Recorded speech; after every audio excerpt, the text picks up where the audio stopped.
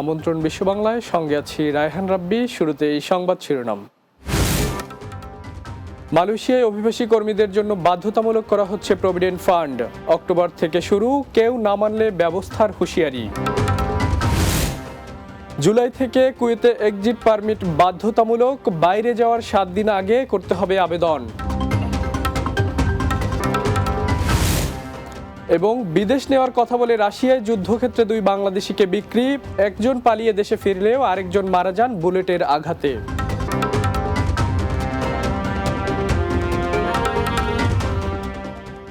শুনছিলেন শিরোনাম, এবারে বিস্তারিত। মালয়েশিয়ায় অভিবাসী কর্মীদের সুরক্ষা নিশ্চিতে এমপ্লয়িজ প্রভিডেন্ট ফান্ড ইপিএফ বাধ্যতামূলক করেছে দেশটির সরকার। আগামী অক্টোবর থেকে এ প্রক্রিয়া কার্যকর হবে বলে জানিয়েছে সংশ্লিষ্ট বিভাগ।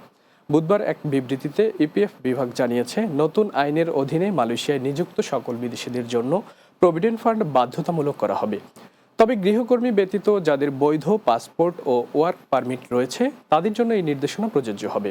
এই লক্ষ্যে কর্মচারী এবং নিয়োগকর্তা উভয়ের কাছ থেকেই মাসিক বেতনের 2% নির্ধারণ করা হয়েছে।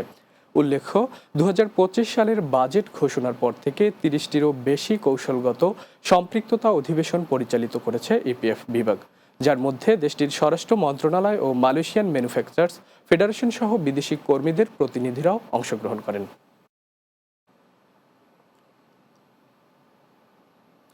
পহেলা জুলাই থেকে কুয়েতের বাইরে যাওয়ার 24 ঘন্টা থেকে 7 দিন আগে এক্সিট পারমিটের জন্য আবেদন করতে হবে বলে জানিয়েছেন দেশটির সরকার। কুয়েত প্রতিনিধি আহা জুবেদ জানান, প্রবাসীরা তাদের প্রয়োজন অনুযায়ী যে কোনো সময়ই ছুটির জন্য এক্সিট পারমিট চাইতে পারবেন। বলা হয়েছে, কুয়েতে বেসরকারি খাতে নিয়োজিত বিদেশি নাগরিকদের দেশ ছাড়ার আগে বহির্গমন পারমিট পেতে কর্মীদের প্রথমে সাহেল আবেদনের মাধ্যমে একটি অনুরোধ করতে হবে। তারপরে তাদের নিয়োগকর্তাকে আসহাল পোর্টালের মাধ্যমে অনুরোধটি অনুমোদন করতে হবে। অনুমোদিত হয়ে গেলে কর্মচারীদের সাহেল আবেদন তাৎক্ষণিকভাবে প্রস্থান পারমিট পাবেন। সংশ্লিষ্টরা জানিয়েছেন, যদি কোনো নিয়োগকর্তা বৈধ কারণ ছাড়াই অনুরোধের উত্তর দিতে ব্যর্থ হন বা প্রত্যাখ্যান করেন, তাহলে ওই নিয়োগকর্তার অধীনস্থ কর্মী অভিযোগ দায়ের করার জন্য জনশক্তি কর্তৃপক্ষের সাথে যোগাযোগ করতে পারবেন। দেশে কোচিং সেন্টার চালিয়ে মা, স্ত্রী আর 1.5 বছরের সন্তানকে নিয়ে ভালোই চলছিল সোহান মিয়ার জীবন। তবে হঠাৎ ইউরোপ যাওয়ার স্বপ্নে শুরু হয় ভয়াবহ এক যাত্রা, আর যার শেষ হলো রাশিয়ার যুদ্ধক্ষেত্রে প্রাণ দিয়ে। এদিকে বারবার টাকা দিয়েও সোহানকে ফিরিয়ে আনতে পারেনি পরিবার। এখন তাদের একটাই আকুতি, মরদেহটা যেন শেষ দেশে ফেরানো হয়। নরসিংদী প্রতিনিধি শরীফ রাসেলের তথ্যচিত্রে সর্দার রাজীবের প্রতিবেদন। নরসিংদীর পলাশ উপজেলার ইসাখালী গ্রামের সোহরাব মিয়ার ছেলে সোহান মিয়া স্ত্রী সন্তান আর বৃদ্ধ মাকে নিয়ে চলছিল তার সাদামাটা জীবন। কিন্তু পরিবারে সচ্ছলতা আনতে ইউরোপে যাওয়ার স্বপ্নে ঢাকার বনানীর ড্রিম হোমস ট্রাভেলসের হাতে তুলে দেন 14 লাখ টাকা। গত বছরের 22 ডিসেম্বর ইউরোপের উদ্দেশ্যে বাড়ি ছাড়েন সোহান। সঙ্গে ছিলেন ভগ্নিপতি আকরাম হোসেন। ইউরোপ না নিয়ে তাদের নেওয়া হয় সৌদি আরবে ওমরা ভিসায়। সেখানে 2 মাসে বসিয়ে রাখার পর ভ্রমণ ভিসায় পাঠানো হয় রাশিয়া। রাশিয়ায় পরিচ্ছন্নতা কর্মীর কাজের কথা বললেও সেখানে নিয়ে বিক্রি করে দেওয়া হয় যুদ্ধক্ষেত্রে। কিন্তু আকরাম চুক্তিতে সই না করে দেশে ফিরতে পারলেও সোহানকে পাঠানো হয় যুদ্ধ প্রশিক্ষণে। প্রথমে সৌদি আরব গেছিল 8 লক্ষ টাকা খরচ করে। পর্যায়ক্রমে ওইখান থেকে দালালরা ওরে আবার রাশিয়া পাঠাই দিয়া ওইখানে গিয়া কিভাবে সে আবার যুদ্ধক্ষেত্রে এটা নিয়ে ওই দালালই যুদ্ধক্ষেত্রের মধ্যে পাঠাই দিছে।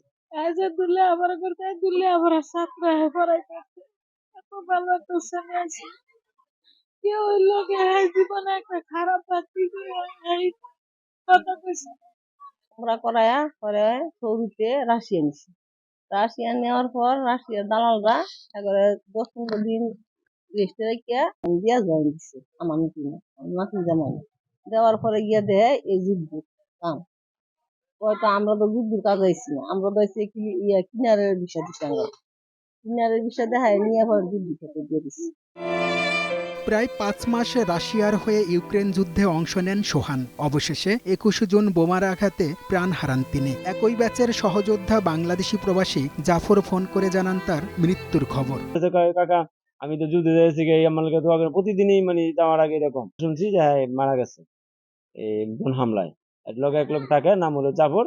তাই ফোন করে বলছে যে এই অবস্থা। আমরা সরকারের কাছে দাবি করি যে আমাদের লাশটা যেন যথাসময় আমাদের দেশে পাঠায়, এবং আমরা ওই আর্থিক ফ্যামিলির জন্য একটু সরকার সুনজর তাকায়। এদিকে মাত্র 2 বছরের সংসার ছিল সোহানের। শিশু সন্তান, স্ত্রী আর অসুস্থ মা সবাই এখন দিশেহারা। তবে অবৈধভাবে বিদেশে যাওয়ায় সোহানের লাশ ফিরিয়ে আনাও হয়ে পড়েছে বেশ কঠিন। রাশিয়া যাওয়ার উদ্দেশ্যে তাদেরকে কিন্তু আমরা বারবারই উদ্বুদ্ধ করে থাকি যে আপনারা আপনাদের এজেন্সি, কোন এজেন্সির মাধ্যমে যাচ্ছেন তার লাইসেন্স নাম্বার সম্পর্কে সচেতন হয়ে এবং ভিসাটার সঠিকতা যাচাই করে তারপরে আপনারা বিদেশ যান। সোহান হত্যার বিচারের দাবি জানিয়েছেন নিহতের পরিবার সহ এলাকাবাসী। Sardar Rajib, Bangla TV news desk. বিশ্ব বাংলা নিচ্ছে একটা বিরতি, ফিরে এসে অন্যান্য খবরের সাথে আরও যা থাকছে। জঙ্গি সম্পৃক্ততার অভিযোগে মালয়েশিয়ায় 36 বাংলাদেশি গ্রেপ্তার, 15 জনকে বহিষ্কার, 16 জনের বিরুদ্ধে চলছে অধিকতর তদন্ত।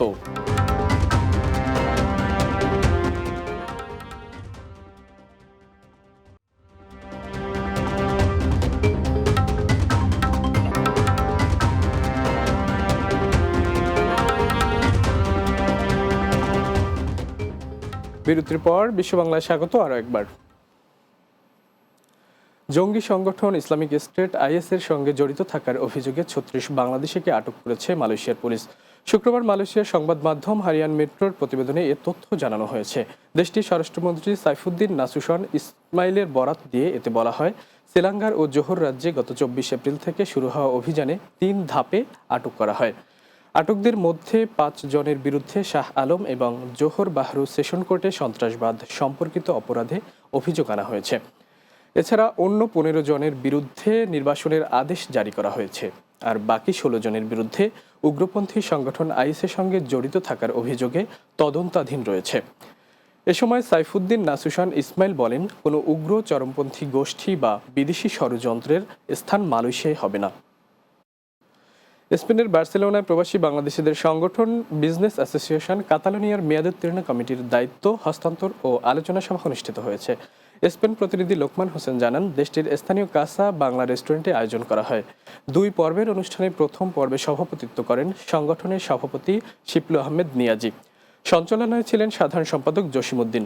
এ সময় মেয়াদ শেষ হওয়া কার্যকরী কমিটির পক্ষ থেকে দায়িত্ব হস্তান্তর করা হয় সংগঠনের স্থায়ী উপদেষ্টা পরিষদের সদস্য আফতাব নজরুল ইসলামের কাছে। উপদেষ্টা পরিষদের অন্যান্য সদস্যদের মধ্যে উপস্থিত ছিলেন আফাত জনি, আমিন আলী রফিক, নজরুল ইসলাম, শফিউল আলম শফি, জাহাঙ্গীর আলম ও এলাইস মিয়া সহ অনেকে।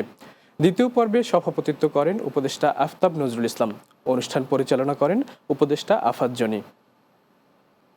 কাতারে মিরসরাই সমিতির নবনির্বাচিত কমিটির আংশিক পরিচিতি সভা ও মেজবান অনুষ্ঠিত হয়েছে।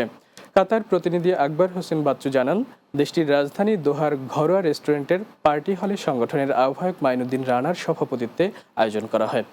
সদস্য সচিব ইকবাল হোসেন রনির সঞ্চালনায় অনুষ্ঠানে প্রধান অতিথি ছিলেন মিরসরাই সমিতি কাতারের প্রধান উপদেষ্টা আবুল হোসেন মিন্টু।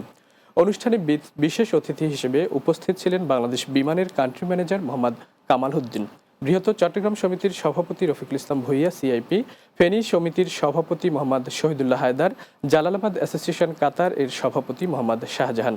এ সময় উপস্থিত ছিলেন সংগঠনের উপদেষ্টা আখতার হোসেন আজাদ, নবনির্বাচিত কমিটির সভাপতি আলতাফ হোসেন, সাধারণ সম্পাদক NK টিপু, সাংগঠনিক সম্পাদক তারিকুজ্জামান চৌধুরী তৌকির এবং সাখাওয়াত হোসেন চৌধুরী লিটন, মাইনুদ্দিন মানিক চৌধুরী, জাফরুল্লাহ ও আবুল কালাম। শেষ করব বিশ্ব বাংলা, যাওয়ার আগে শিরোনামগুলো আরও একবার। মালয়েশিয়ায় অভিবাসী কর্মীদের জন্য বাধ্যতামূলক করা হয়েছে প্রভিডেন্ট ফান্ড, অক্টোবর থেকে শুরু, কেউ না মানলে ব্যবস্থার হুঁশিয়ারি। জুলাই থেকে কুয়েতে এক্সিট পারমিট বাধ্যতামূলক, বাইরে যাওয়ার 7 দিন আগে করতে হবে আবেদন।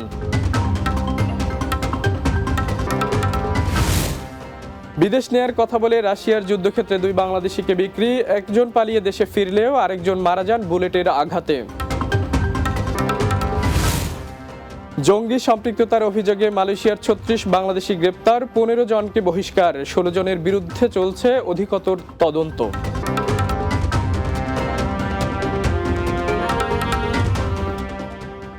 এই ছিল বিশ্ব বাংলায়। এতক্ষণ সঙ্গে থাকার জন্য ধন্যবাদ সবাইকে।